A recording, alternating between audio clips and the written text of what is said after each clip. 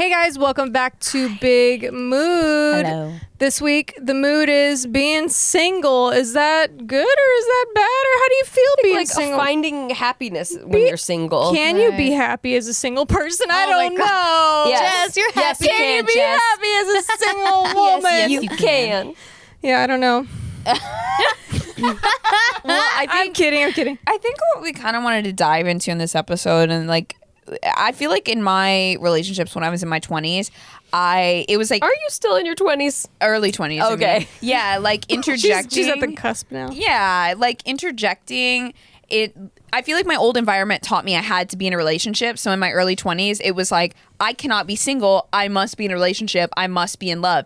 The concept of being single or happy wasn't even on my radar. Mm-hmm. So Same girl. Yeah, I'm in a happy relationship now, but I'm wondering, what would I have done differently to enjoy being single? Same. Well, being single, for me, I think the reason why I keep finding myself single and I'm 32, almost 33 and not married is because I haven't made the personal progress that I need to make with myself personally, I think.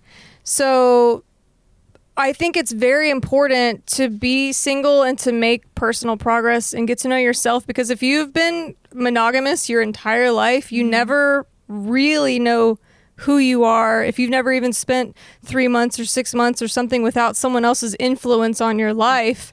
So I think I keep getting in these relationships. They kind of don't go well, but then that single period is really necessary for me because I think I get into codependent relationships. Yeah. So I'm single again because, oh wait, that was codependent. That wasn't healthy. So now I have to be single again and like figure out how to be happy or like figure out who I am. So that part of being single is like a necessary thing, I think. You're supposed to have a relationship with yourself and fall in love with yourself before you can be ready for someone else. And for me too, I feel like that single and happy moment was when I really found my passion. And a lot of people are really scared to be alone. Yeah. Like they're scared to be with themselves. I never had a problem being alone, but I really didn't have that happiness in a passion when I was alone until I was single, like in my 25, 26 area of my life. And that was a life changer for me, especially a game changer in relationships moving forward, which was then to Steve was the next relationship, and I'm in that forever. But yeah, it was fine. Like I started doing a lot more stand up again, getting back into like my own craft and like having fun on my own, and then really not worrying about getting into a relationship unless that person really enhanced my life. Yeah, for me, I've been in a relationship since I was 16. I've only had 2 months of being single, and I'm now 30.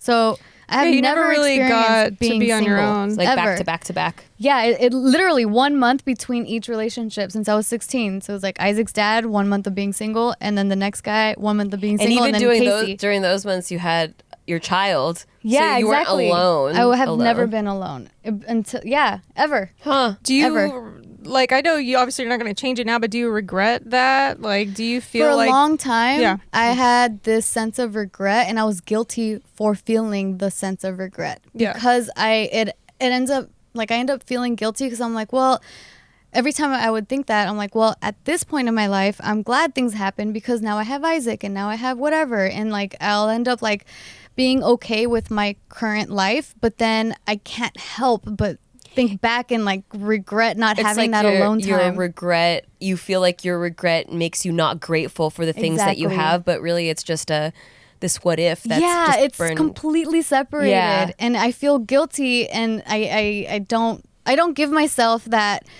like it's okay. Gentleness. It's separated. It doesn't have to be together. Yeah. I struggled with that for many years, and especially after having Isaac so young, because I was 18 when he was born. Wow. And then so like in my early 20s, like when everyone started turning 21, like all my friends and everyone's going out and like I can't partying. imagine missing that. Yeah, it was really hard because I'm like, fuck, like I love my son so much. I'm so happy he's in my life, but it is really fucking hard right now just being a single mom, like in that time. Yeah. And on top of that, layering on the FOMO of like, now I can't experience what all my peers are experiencing, and it was rough. So I have never really given myself, until recently, like this past year actually, like 2019 was the year of me discovering myself and having a relationship with myself while I'm in a marriage. So that's why I like that you went on that trip by yourself. And I know a lot of people might be like, oh, that's weird, or oh, she wants out of her marriage. Like, who would take a vacation by themselves? Exactly. It's like, that's literally you all never the comments. you never got the chance to spend time alone without the influence. That's like. Yeah. So that was really important for me. Yeah, there's nothing wrong with that. I mean, if someone wants to take a vacation on their own, I think it's fine.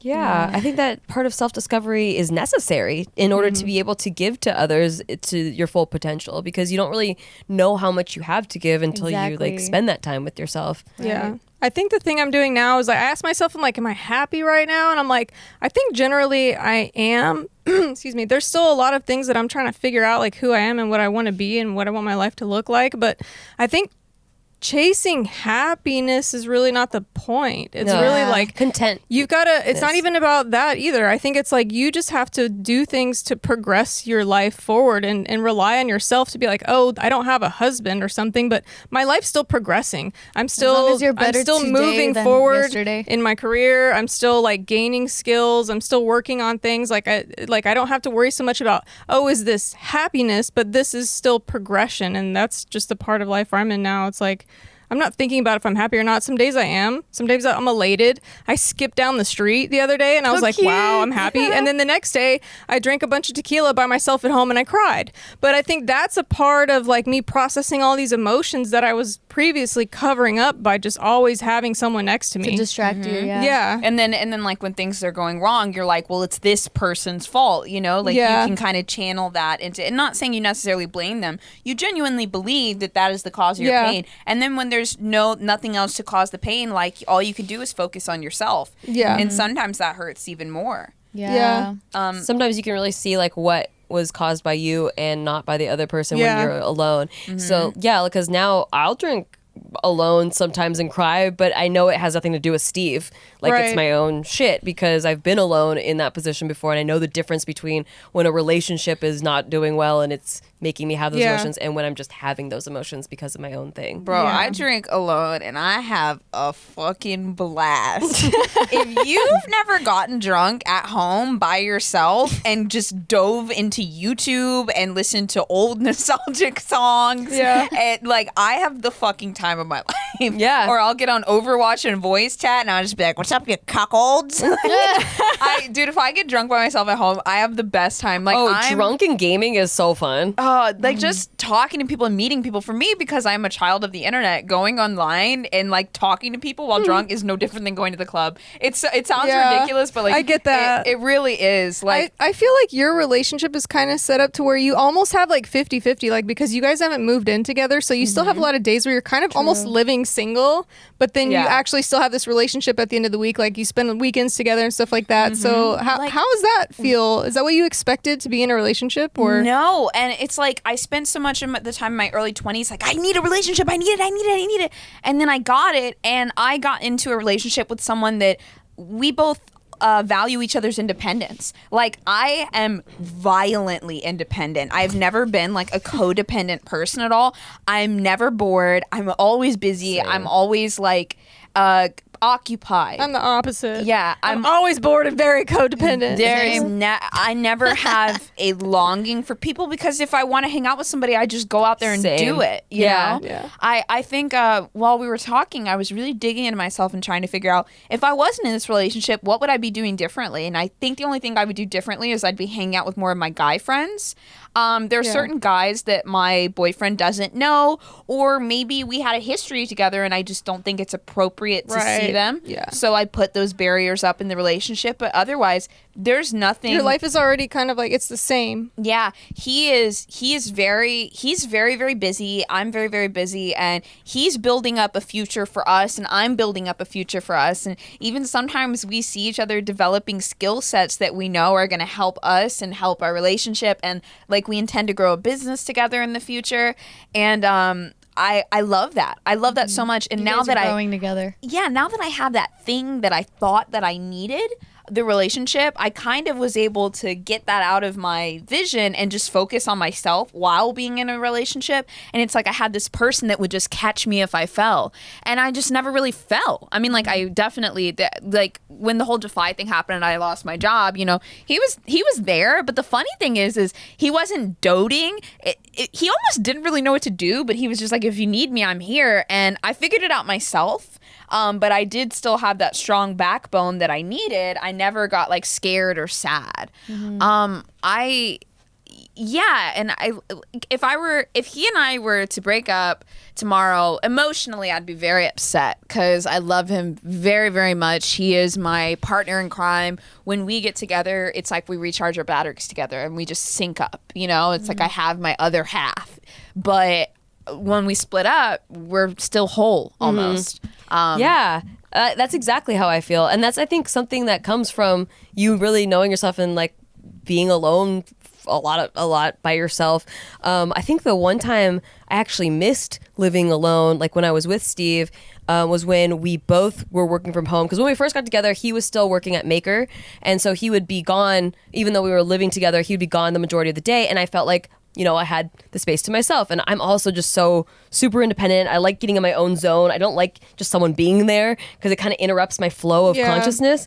And I remember like when we started both working from home after he left working at Maker, we were in a 2-bedroom apartment that was one level, and I could hear him cough. Like I could hear everything that was going on there. And it made me feel just like crowded. And even though he didn't interrupt, like he's independent too, he didn't interrupt me working, just him being there made me feel like I couldn't express myself to the way that the full extent. Like I couldn't just like cry without him hearing me and wanting to be like, how can I make it better? Or like sometimes we'd get into little tiffs because he would come in and say good morning, and you know, super nice thing to say, but if I'm already in a mood and I'm like in this mode, I just like to deal with it without having to cater to someone's feelings first. And it would be like we really had to learn how to communicate through that, because it was like I didn't want to snap at him for him saying good morning. That's like, I realized that that's a bitch thing to do. So I would try to like good morning, like while I'm like holding back all of my anger that I'm feeling towards this other thing. And how long had you guys been dating at the point when you started? We moved in 3 months after dating.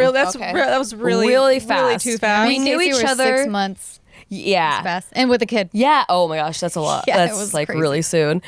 We had known each other for almost 4 years. It was 3.5 years. And I also knew I was in love with the guy. Like I wanted to spend forever with him. But you had the feelings that you wanted to move in, even though you knew that about yourself, that you liked your own space, or you didn't realize until after you moved in and you're like, oh, I kind of wish I had my own space. Felt like since he was gone so much of the day, it felt like that the timing really worked out, because by the time he'd come home, I was already ready. I'm like, I already got my stuff done, so I'm ready to like spend time with you. But when he started spending all day at home too, that's when it got really tough. Yeah. But now we live in a 2-story place, and it's kind of, the setup's kind of weird, where his office is on the first floor, way in the back, on a separate place where he's not even below me. Yeah, he's like to the side and on the ground level. It feels like a separate apartment. You guys are like completely different levels and then diagonal. Yeah, where the kitchen is the only place that we would meet in the middle. Yeah, and so he can't hear me, I can't hear him. We have to call each other if we want to communicate. I also decorated the entire top level to what I would decorate if I lived alone. And it does feel very much like this is my space, that is his space. Yeah. And when we're ready to spend time with each other, the living room is like a mutual, like that's our space as a couple, as a personal area. And that's been working out really well, just like perfectly. Dude, I cannot see myself living with anyone for a long time, because of my last relationship. We were living together for 4 years, and now that I have my own apartment, like that's probably one of the best things about me being single right now is the way that I have my little apartment set up. I got to decorate it. Yeah, I decorated my own balcony. I like put this faux wood flooring on my balcony.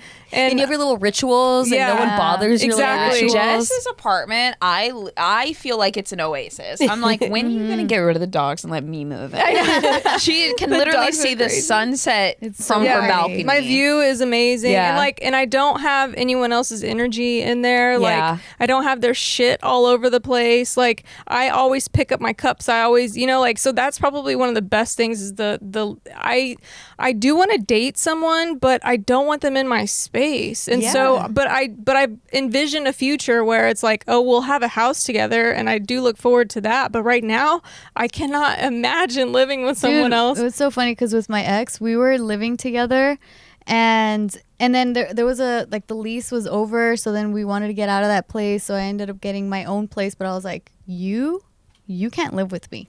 We can still be together, I guess, but you're not living with me. Yeah. So I ended up getting my own apartment, and he would come and visit and like spend the nights and stuff, and but I'm like, we can't live together. And that's the guy that I ended up getting engaged with before Casey. So I'm like, if we get married, you need to have your own house, and I'll be in my own house. And it's like, that's obviously it wasn't gonna fucking work out. Yeah. But I guess we were both too stubborn to like end it or whatever. But yeah, I it's a really interesting situation. And that time, even though I was technically in a relationship, I got to experience kind of living alone, even though I had Isaac, and that was awesome. So yeah, I'm so jealous of you.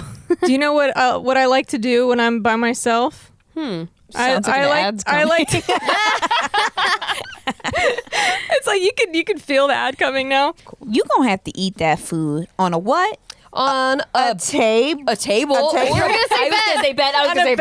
That's actually where I am too. Oh, you one of them nasty girls. When I was talking about decorating the top floor of our condo, I actually redid the entire master bedroom, and I used a bed from Article. I love your bed. Too. Thank you. I am absolutely in love with Article's furniture. It's this mid-century modern / Scandinavian touches design. Super in. Completely my style. The whole bedroom got remodeled to be this mid-century boho Scandi type of style. I love it. And I'm in love with it. It's a walnut bed, and it's the sturdiest piece of furniture I have ever owned in my life.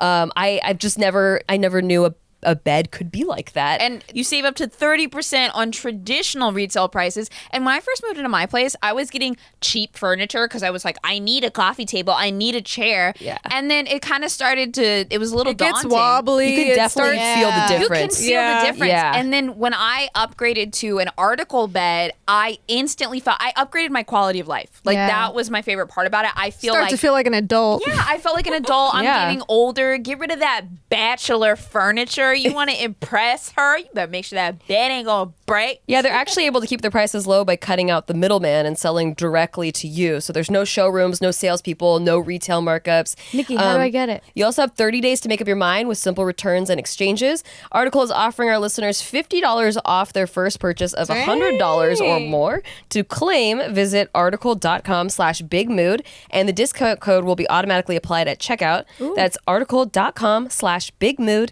to get $50 off your first purchase of $100 or more. I'm doing it. I just got a house. I need to furnish it. I'm doing it. $50 is a lot. 50 bucks. That's a lot of great moolah. discount. But yeah, so I remember that 1 month after that guy that I just talked about, where I was like, you live somewhere else and I live somewhere else, I had my girlfriends over all the time, like every weekend, 4 weekends in a row. And we would throw parties and stuff because they even slept over one time, like immediately after the breakup, because first of all, this guy would not let me go. And he was like stalking my house, and it got a little scary. That's one reason. The other reason was because I was like, girls, I don't know how to be alone. Like, can you please, like, Isaac's going to be spending the weekend at his dad's. Like, I don't know how to be by myself. So I don't think that helped you because it didn't, but they were trying to be nice. It was a crutch. Also, I really like begged. I'm like, please don't let me sleep alone. I'm gonna tell you girls, you young girls, you have to spend those nights alone. You have to get through it, or otherwise you're just gonna always be chasing having someone with you. It's like the baby in the crib screaming. You gotta let him scream. You have to let him scream, otherwise they're never gonna sleep through the night. You know what I found helped me through that? Because when I first moved to LA, it was with my boyfriend at the time, and we were together for 3 more years after that. So lived with him for 3 years, my first 3 years in LA. Then when we broke up, is when I got my own apartment. And the first night, I had one of my best friends from Santa Barbara spend the night with me because I was scared because I hadn't spent a night alone in ever, because I was living with my parents and then I was living with him. And I was thankful she was there, because there was like this crackhead that it ended up being the funniest story, but this meth head climbed the palm trees outside of my window. And he was like Nikki Limo from Tipsy Bartender. Classic. Pointed at us. He was like, "You're the devil," and then he tried to get to our window, but like there's like the palm tree was far enough away from the window, he couldn't get there. But he jumped? We were cracking up, that and we were like my college experience at Texas State. A lot of people on drugs. We were giggling. It was fun, but after that night, I was fine without someone there. And what I found really helps me like get comfortable being alone was making little details that made it a home. And that's what I think I really got into, nesting and making my environment a home and not just like somewhere I live. So the first thing I did was I bought a bunch of drawer liners that were cute, like vintage looking drawer liners, and I lined all the drawers that were built into this like old timey unit. It was like from the silent film era. So there was like built-in dressers, and I didn't want them to be all nasty. So I put those drawer liners, and they were like cute and floral. And then I went and bought a bunch of towels from Bed Bath & Beyond. It was like brand new. And it just little things that made your parents' house feel like home. You can do that. That's exactly in what your home. I've been doing. I did not realize how important, like you call it, nesting is. You know, even when I was younger and I had my own room in my parents' house, it didn't even feel like my room. It felt like a room in my parents' house. I feel like that's almost a skill, making a place your own home. When I first got to LA, I lived in a very small apartment, and then when I moved to my one bedroom, I have this huge one bedroom. And it's a nice size. It's pretty nice for like a single person.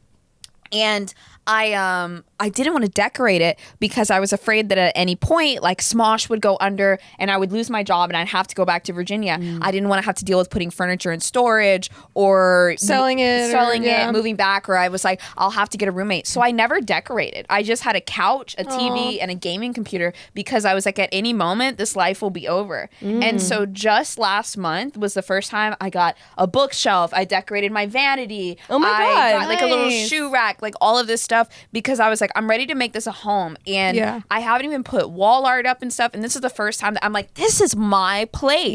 You know, you have to mark your independence somewhere. And doing it in your home is incredibly important, because where else do you mark your independence? Like almost nowhere.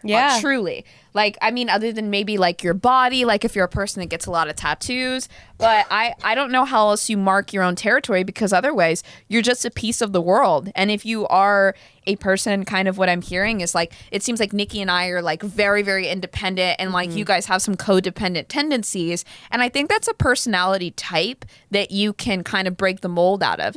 But when you're codependent, it's scary to try to become independent. You're just like, I can't do this. A lot of times people just fold and say, this is not possible.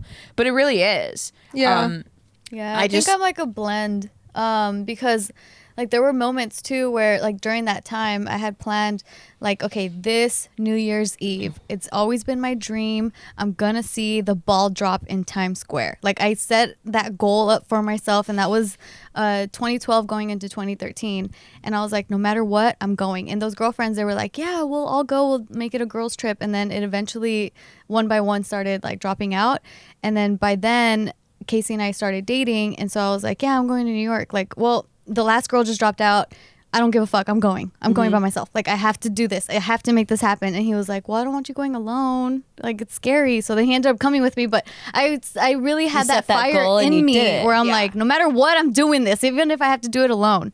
But I didn't end up doing it alone.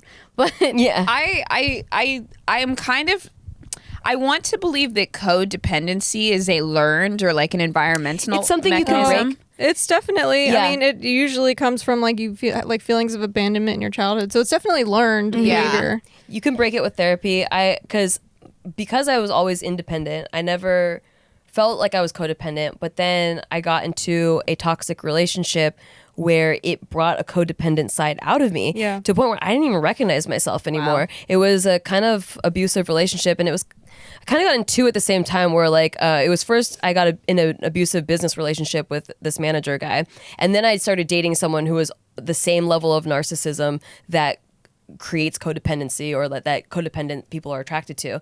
And so it just weakened me to this point of like, I don't even know that girl. I was only that girl for 2 years of my life. I was never that girl before. I don't know how that happened, but through therapy, I broke out of it again and became myself, like who I've always been. Once you understand like where it comes from or like why it's happening, it's not like static. It's not like forever you're going to be codependent. I think it's just figuring out things that you love to do by yourself and just doing them. That's what I'm doing. I'm like, because I'm the only one single right now. But you do tennis. Well, no, that's like a partner thing.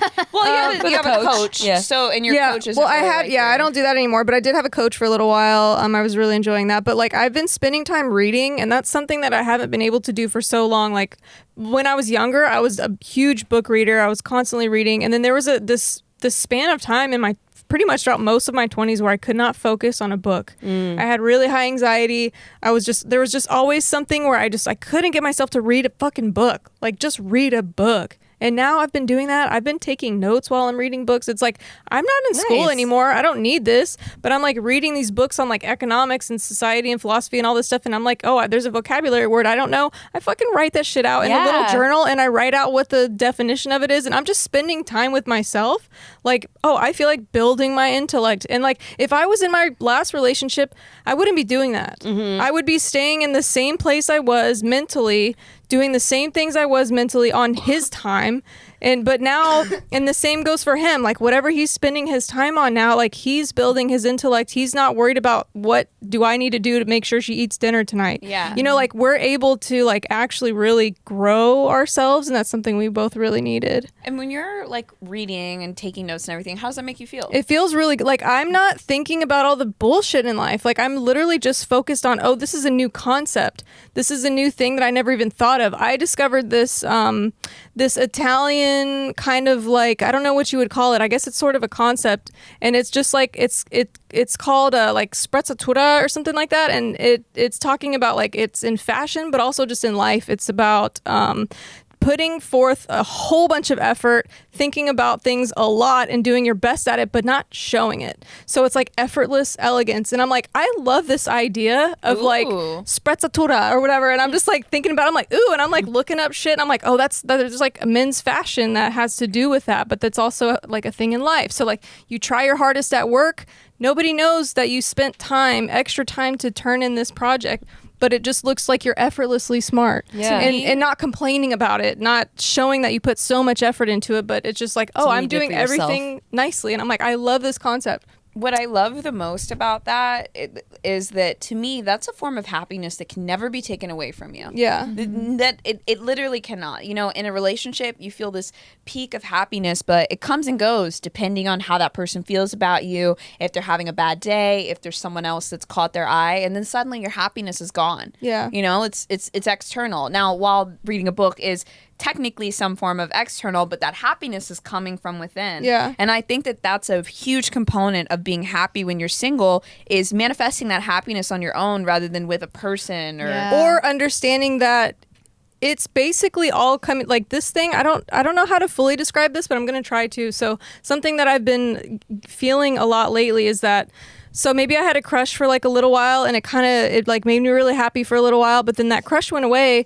But then what I realized was like, I created that feeling of happiness, and I created that fantasy, and I created all these good feelings that I felt for him. So even if that didn't work out, or if it doesn't work out, like really all of the things that you're creating are in your own head. Mm-hmm. So yeah, even like if that another Jhené Aiko song lyric with she goes like, you weren't special but I made you. Yeah, so it's you. kind of like, even if you loved someone and they left, it's like all of the happiness that you were feeling, that was inside of you and created by you anyway. Mm-hmm. So just because they're gone, that doesn't mean that happiness is not there. It wasn't even really them. It was like you created last that. Year I had that epiphany too. Yeah. But it was a little bit tweaked. So it was more like in my marriage, where there were all these little things that just like irked me. I'm like, why does he have to do this one thing or whatever? And then it kind of like a light bulb turned on in my head. It's you that's getting annoyed. Yeah, where I'm like, wait. It doesn't have to be like, for example, it was like taking out the trash. It's a stupid example, but let's just say that. I'm like, why didn't he take out the trash? Like he said he was going to do it, whatever. I just got up and I did it myself, and I'm like, cool, now I don't have to be pissed about this thing, and now I'm happy. Like, this is so stupid. Like, I could have been happy and like created that myself, or like done it myself, and not place all that weight on someone else. Yeah. And I'm like, that's the epiphany moment for me, that I was like, this is huge. And I told him, and he got so happy. He's like, yes, stop bitching at every little thing that I do. He's like, stop nagging, bitch. There's so many times that and I'm not saying this every single time, but a lot of times where we could control our emotions, but we don't. You know, to an extent, we almost choose to. And it feels it's not like even it's controlling. It's just like letting it go. Letting it go, or taking the situation into our own hands, or, you know, deciding to take the high ground. Or separating from how much you're focusing on something that's not even real. And then there's been so many times where I get upset or angry over something because I'm bored and I don't have anything else to worry about. You know? And I say that with I say that lightly, because there are some times where something just environmentally, it's just completely out of your control. But then there's also times where there's situations that are out of your control, but you choose to shoot the second arrow into yourself and poison your mind with worry afterwards. And that's something that I had something that really bothered me a few weeks ago. And I walked out of my apartment and I'm thinking about it.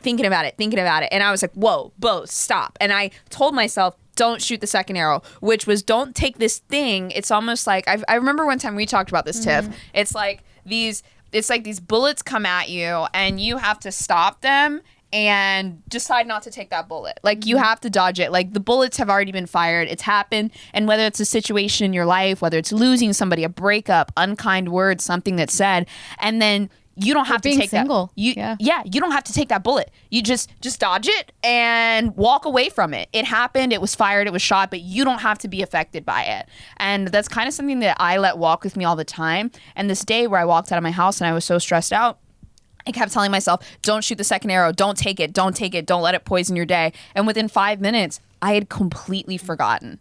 I chose not to feel that emotion, and I completely forgot about it. And I was like, I can't wait for something to happen again. I was like, I'm gonna handle this shit. You got the power now.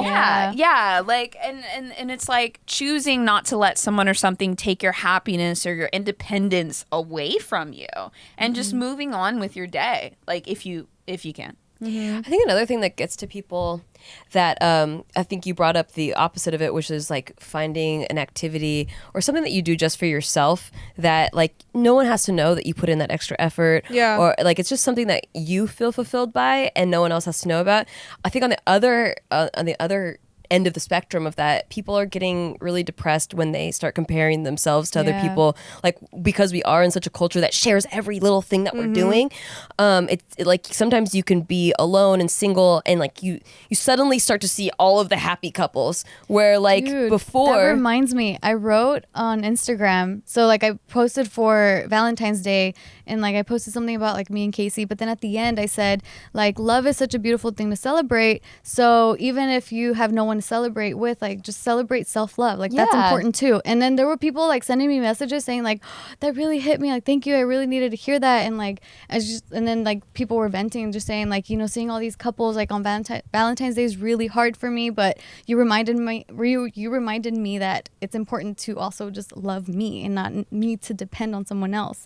So I'm like, yeah, dude, that's so true. That's the same. Yeah, definitely like the same concept of like, it's like when you think of a color, like there's that exercise where it's like, think of the color green, and then all of a sudden everything you see around you, just the green things pop out more. So when you're thinking about your lack of like happiness in a relationship and you just start seeing like happy couples everywhere, and then you get really sad about it, or you think that thing is missing rather than that like that thing would just enhance when you're ready, or that's just not in your timeline right now. I thought it was interesting too when now I talk about my relationship with Steve, and I think we have a great relationship and I am so grateful for it, but it's not something that I think about all the time. It's just when we're talking about relationships, I'll talk about it because I've definitely been in unhealthy relationships and I've been in this one.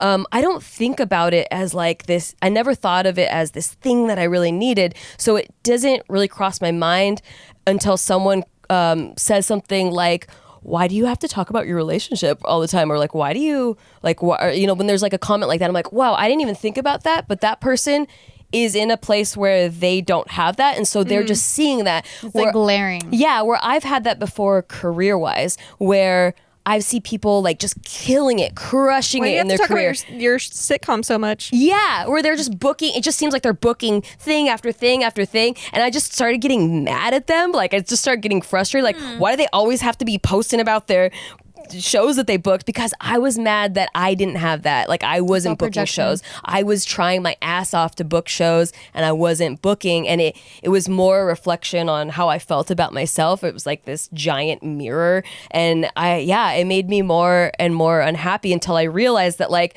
wait, them booking shows doesn't mean that I have to feel bad about my own lack of it, you know? And that changed everything. Once I started seeing it through that prism, when people would post about their successes, I was happy for them and genuinely happy for them, not just like, okay, cool, happy for you, so happy for you, bitch, you know? Yeah. It was like a genuine like, yeah, you can do it and I'll get there too when the time's right, you know?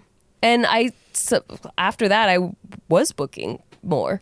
Social media can definitely be tough, like when you're single. Yeah. But it's funny too, because like I'll go back and I'll look at pictures that I posted where I was like, oh wait, we fought through that dinner, and I'm like posting that dinner photo, like it looks all cute, and then I'm like, that was a it's trend fine. that was happening where people, especially girls, I think we talked about it during JK News, where girls were going back to their old Instagram posts and like recaptioning. Like recaptioning, like, oh, we actually fought. Yeah. Like he wasn't paying attention to me. He was on his phone half the time. Right. Like, I guess I wasn't dressed good enough to like catch his attention. Yeah, Yeah. So you probably should have tried Stitch Fix. These ads are so funny. How would you describe your style in one word? Would it be Bad. simple? Oh. I like the word simple. Simple. Simple's a Basic. good word. What about sophisticated? Oh, I would love that, What but about I don't know where to start. What about adventurous? Are you a Carrie? Are you a Miranda? Are you a Charlotte? Ooh, I want to be a Charlotte. That sounds classy. It is classy. Well, maybe you can get some help. When it comes to shopping for clothes, most of us are amateurs. I know I'm a bit of an amateur when it comes to shopping. You're a Samantha. Why not let the professionals handle it? With Stitch Fix, a stylist will do all the work for you. They're an online personal styling service that will deliver your favorite clothes, shoes, and accessories directly to your door. After completing your style profile, your personal stylist will send a hand-picked box of items based on your style and preferences. With no subscription required, you can pick between automatic shipments or only getting new pieces on demand, so you're not going to get trapped in a constant thing if you don't want to.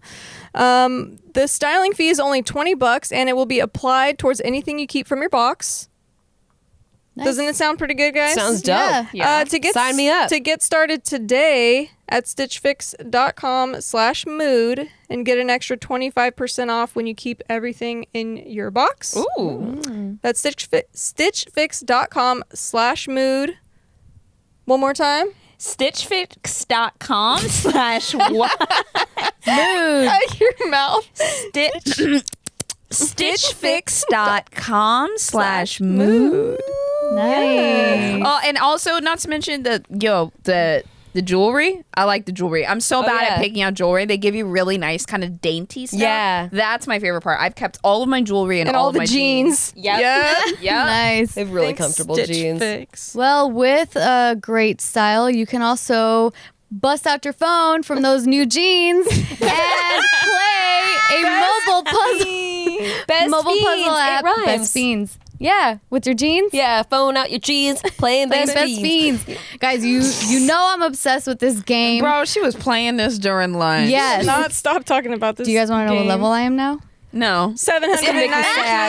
I'm gonna get jealous. Well, There's yeah. 2,000 levels. Which one did you hit? Oh, girl, I am on level 327. I'm in the towering treetops portion of the game. And besides the fact that they have really beautiful graphics, like I really, really love this, they actually update the game every single month and they have different events. So the game never gets All old. right. I'm talking smack because I downloaded it too. I know, you were telling me you I did, and it's actually really fun.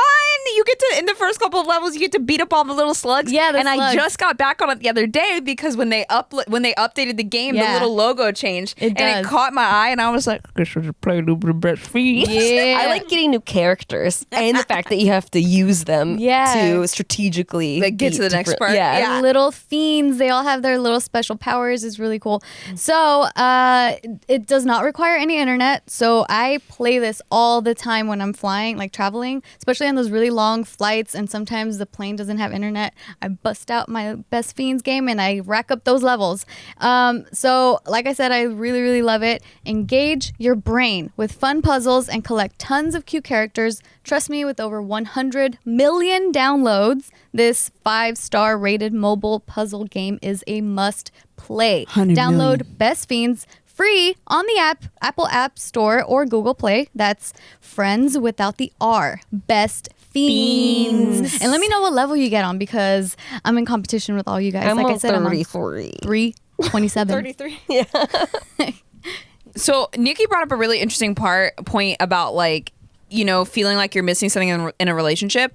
I think it's really important sometimes for people to not get consumed by that thing that they're missing. Like, yes, you may feel like, okay, I'm not in a relationship, but you're not in a love relationship with a partner. There's also family relationships. There's friends. Yeah. There's career. Do you have like a pet or something? Like, what goals do you have? Spiritual. There's a lot of like, there's so much like pressure so much to just more to be in that one thing now. There's so much more to life than just relationships. And I think sometimes we get consumed by that one chunk of the puzzle we're missing. You know? Well, it's the most... Because you think that if you just had that piece, you'd be happy. Yeah, and then you forget. And then you get so lost in that you forget about all of the other pieces. And I think that when you're single, something to remind yourself if you get caught up in the thought of like, oh, I'm single, I wish I was in love.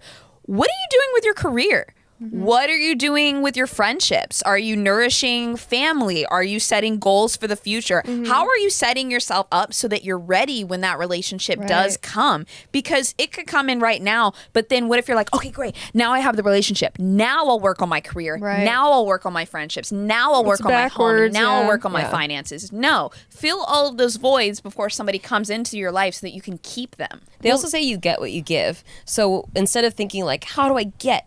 Think about like, what can I give? Think of the thing you want and try to give it. And also, I'm going to be honest because this is something for myself. If you have nothing and you're looking for someone, you will attract somebody that also has nothing. And you will sit there and suck off each other, off, just sucking each other off. Somewhere out there's a guy that's like, I want to be sucked off. I choose that. Be sucked off. I have nothing and I can be sucked. But I mean that truly, because the other thing is if you have, you know, friendships and money, you're not going to just you're not only not going to attract somebody that doesn't kind of have those things in your life, but you're going to have more sight of mind, like peace of mind, or what's the word I'm looking for? More consciousness to be like, I don't need this person. This person has nothing of value to add to my life. But when you're just looking for the relationship, you'll kind of just take whatever comes at you. True, girl. Yeah, and that is not fair to relationships, I feel like, are the most intoxicating and addicting part of our lives, I guess. So that's why it's easy to get swept up in it. There's this video that I watched the other day, and everyone has their opinions on this guy, but it was Russell Brand video, and he was talking about, because he's such a weirdo, but he's weird, but I love really his smart. I love his mind. I like the way he's always thinking. So like whether you agree with him or not is besides the point, because he's always thinking, and I like that. But he was just talking about how when you make it's almost like that biblical saying of like worshiping a false idol. And so I think a lot of times we worship the person that we were with or that we want to have, or like maybe there's a guy that doesn't love you back or something, and we're worshiping them like a false idol, and that only can bring in suffering.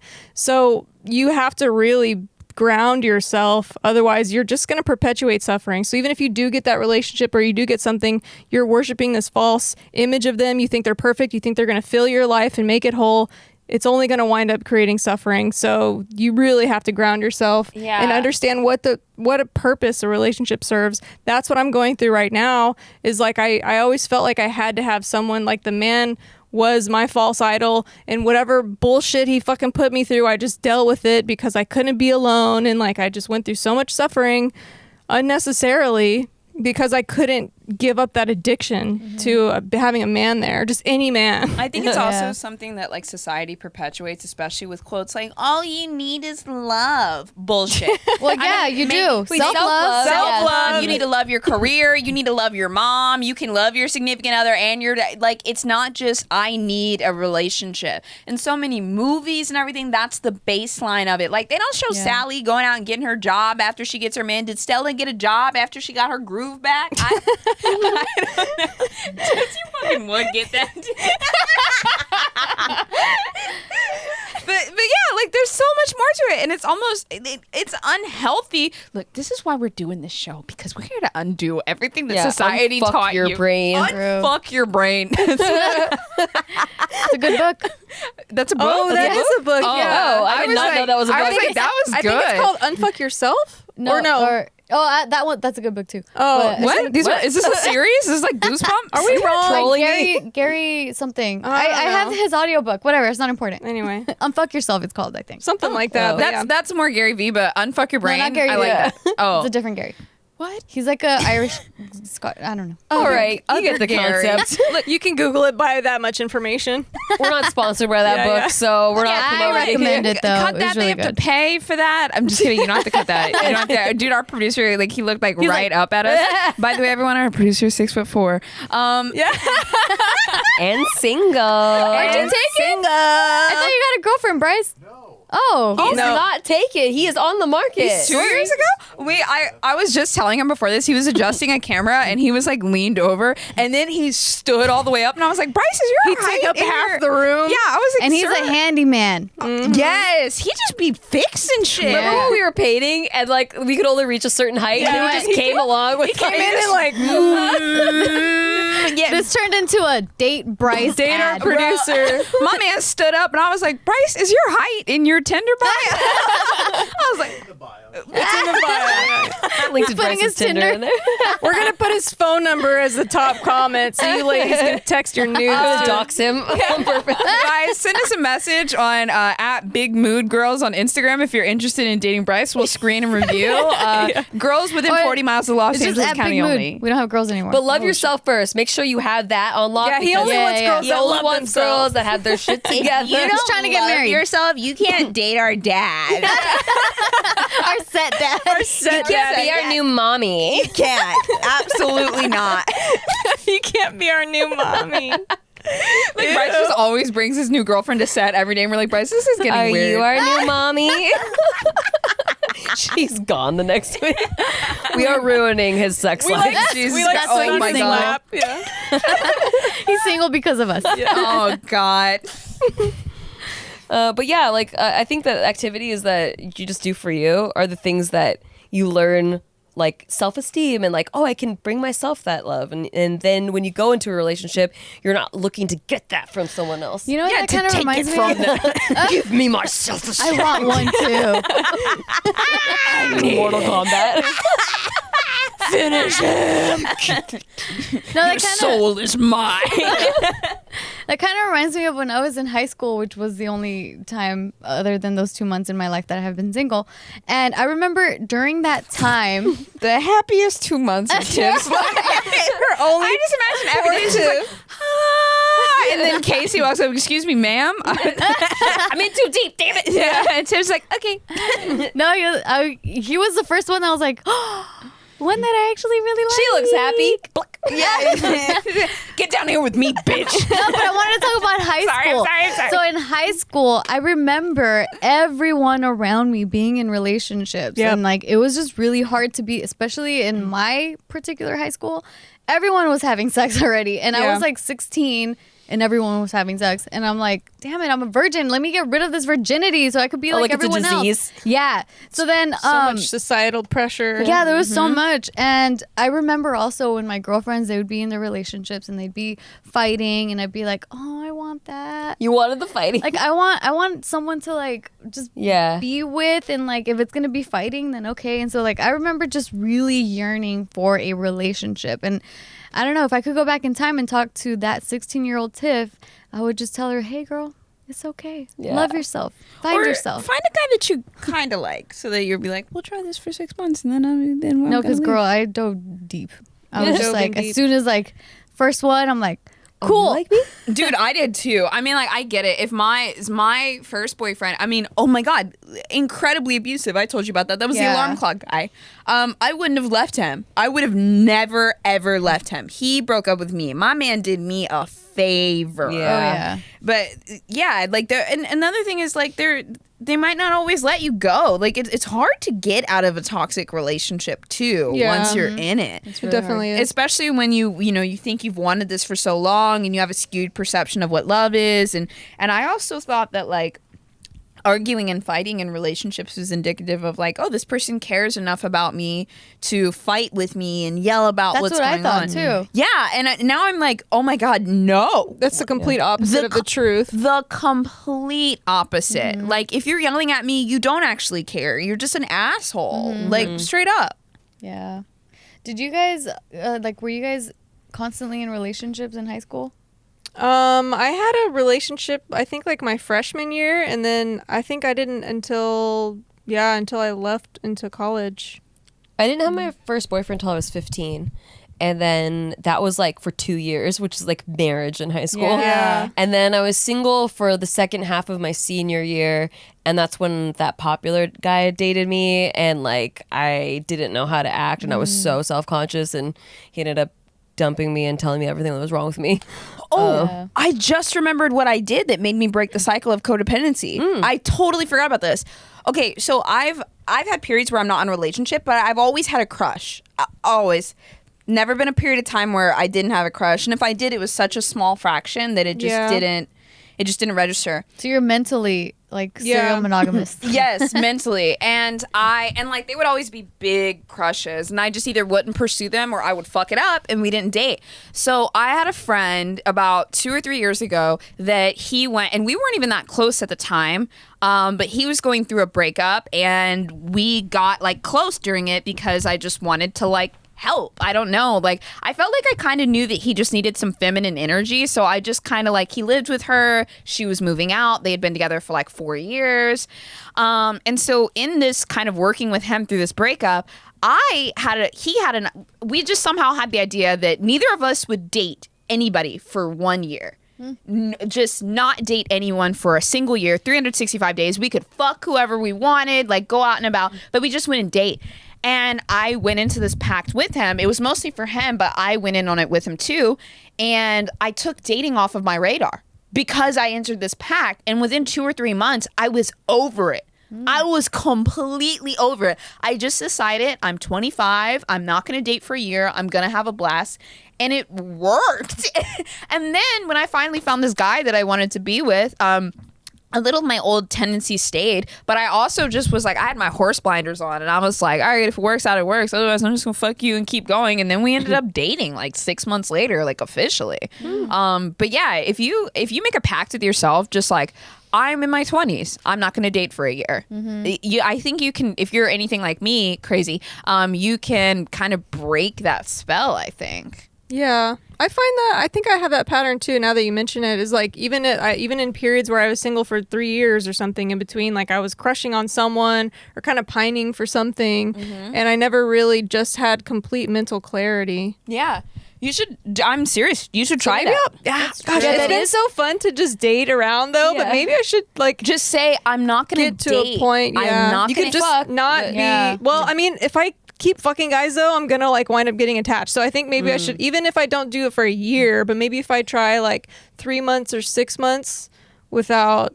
Just to see if I can reach that level of like complete mental clarity, because it's definitely like I'll still have a crush on someone that I fucked 4 months ago, and they're still occupying a little bit of space. So it's almost like I'm still not completely alone. And I think that's the thing that I really want to get to, is where there's no one occupying my brain before I get into my next relationship. Yeah. I think when you kind of use that little method, which I accidentally stumbled upon, it just takes it off your radar. It doesn't make it a factor, because when you have that on your radar, you ask yourself mentally, what are we with every single guy or that you you're have seeing? like hope of that this is going to lead somewhere, so it's like the crutch that gets you through being single for a few months. It's like your environment comes back to you and it's like, but Jess, you have to be something. You're not just fuck buddies. Like, fuck that. Create your own reality and decide, I'm not dating, so I don't know what they are. I don't care, but they're not my boyfriend and they're not my husband. And it just, it created,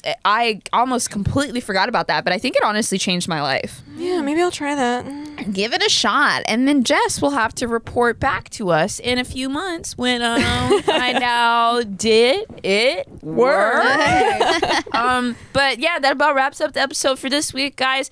Thank you for listening. Thank you for watching. Make sure you rate us 5 stars on Apple Podcasts, and also don't forget, you friends need a little advice. Share this. Share this. Throw it on. Tell your boy you need to clean your apartment and you need to listen to these bitches. Also, come back on Thursdays. Oh, come back on Thursdays and Fridays. I think honestly, Thursdays just come and Fridays. to the channel every day and refresh just the come page. check at least twice a week. Time. Come back and check because we're having more than once a week content now. Yes. So yes, it is a fact of a thing. That check is it out happening. before you wreck it out. Before you wreck it out. Before you do. And also, let us know, too. We want your feedback. What do you enjoy hearing about? Oh, yeah. Do you like sex topics? Do you like a little more self-evaluation? Let us know what your favorite episodes are to date, because I think we're coming up on that time. Whether it's Big Mood or Hey Bitch, let us know. But we'll see you guys next week. Okay, bye. On Thursday.